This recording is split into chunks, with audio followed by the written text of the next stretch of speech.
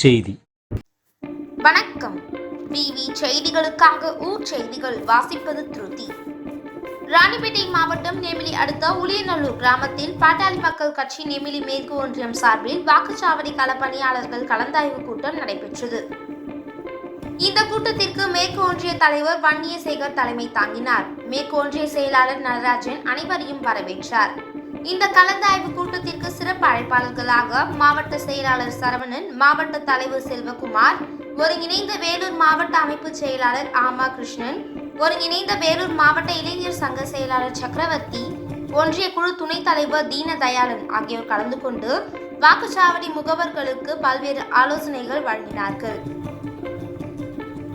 இதில் வரும் நாடாளுமன்ற தேர்தலில் அரக்கோணம் தொகுதியில் போட்டியிடும் பாமக வேட்பாளர் அதிக வாக்கு வித்தியாசத்தில் வெற்றி பெற செய்ய அனைவரும் பாடுபட வேண்டும் என தெரிவித்தனர்.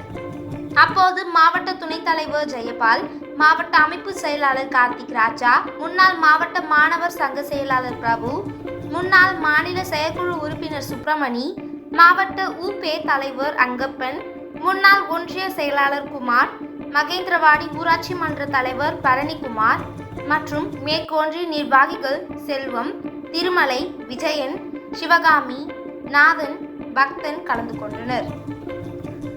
கூட்ட முடிவில் ஒன்றிய பொருளாளர் அகல் யாசகர் நன்றி கூறினார். விவி செய்திகளுக்காக விஜய் மற்றும் பாஸ்கர்.